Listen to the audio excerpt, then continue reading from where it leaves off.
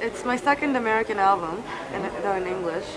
And the previous one I put out called Exodus was a very experimental kind of album. And I have like an underground following, kind of like closet fans from that. But this time I wanted to make an album that was more relatable and more accessible to like American audience in general, like connect with a wider audience with good pop music. And I think I did achieve that. There's a little bit of R&B, a little bit of urban sounds in it, but in general it's more of a mainstream sound.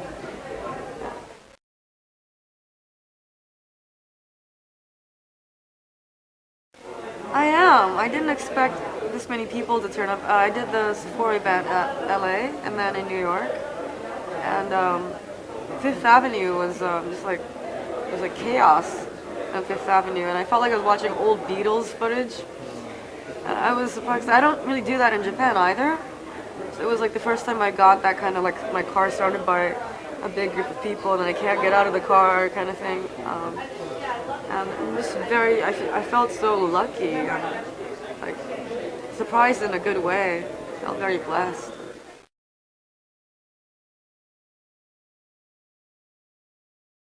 Again, pleasantly surprised.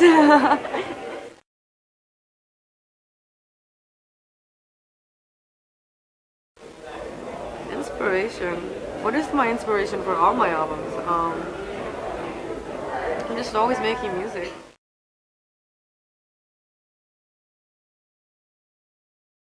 Well, that's why it took me 4.5 years till I did my second American album. But I just do whatever I feel like doing, so I put out 2 Japanese albums during the last 4.5 years, because I felt like working on Japanese music. And last year I felt like working on American music. It was about time, and the label that I work with in America, Island Def Jam, they were like, when are you doing your next English one? So I finally said I would do it.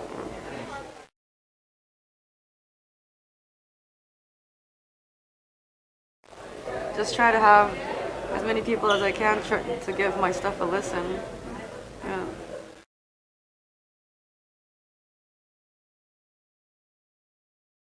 No.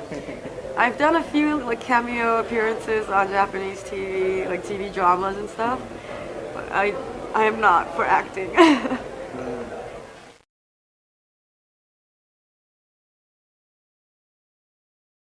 It means to be neither, in a sense, to be neither American nor Japanese, to be always an outsider wherever I am.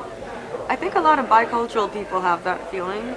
Like I'm both American and Japanese, but when I'm in America, people look at me as a Japanese person because I don't look like I don't have the Asian American look, I look Japanese.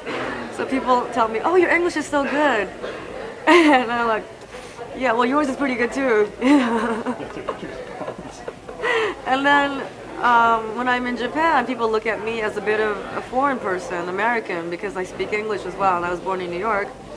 So I just got used to finding my own identity and being a bit of a foreigner wherever I am. And I feel comfortable being an outsider.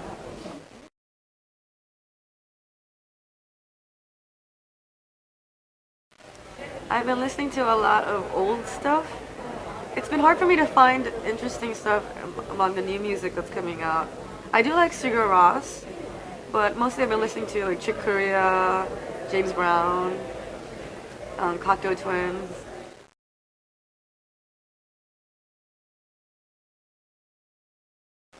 I like taking walks. Like in New York, it's a good place because it's a good place for walking. And I like to go to small museums, and just big museums too. Just galleries and museums in the city.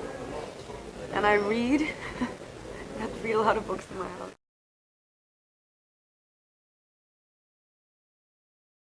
I like novels mainly, but I also read a lot of. It's like the one I'm reading right now. I usually have one Japanese one and one English one. And the Japanese one is like a book of teachings by shamans. And the one in English is called Our Bastard Tongue. It talks about the origins of the English language. It's really interesting.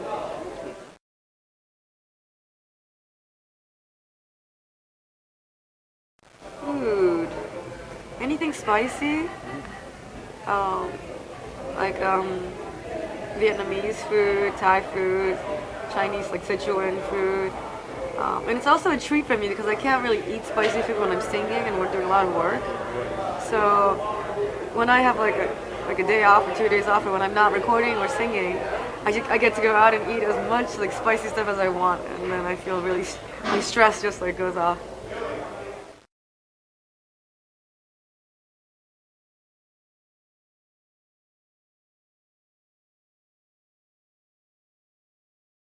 Lately, I've been buying a lot of stuff on iTunes. But then some CDs are really hard to find, like really old stuff from like the 60s. So then I go to like Amazon to order CDs.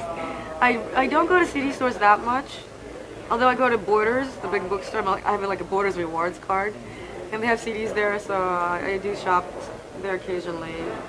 I listen mostly off my iPod, my laptop.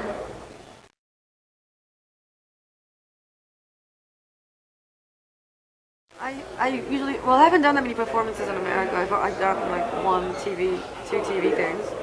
I have the band that I use for Japan as well, like same members.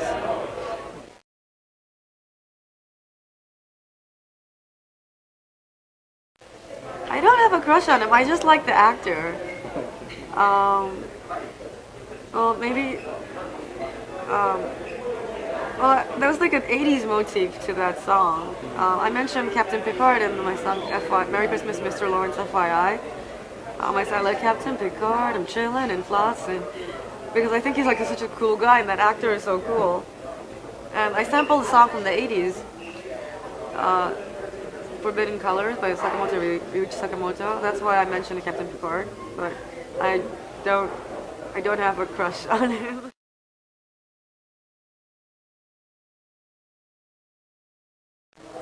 I don't watch TV much, and I really don't watch TV dramas.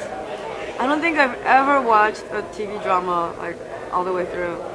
I watch like news shows and like Conan O'Brien and Law and Order. Law and Order I do watch. It's my favorite show. Yes. Family Guy is my favorite.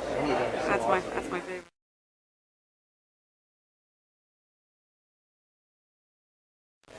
I looked it up on YouTube.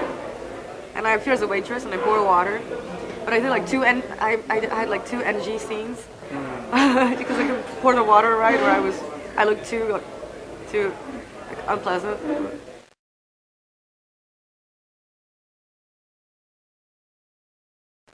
Oh yes, I actually made a bear costume in the model after my teddy bear, and I still have it, so. I will be doing something eventually. I visited my record company in the bear suit. That was the footage I shot. And I paid for everything, and I paid for the bear costume. It cost like more than $10,000.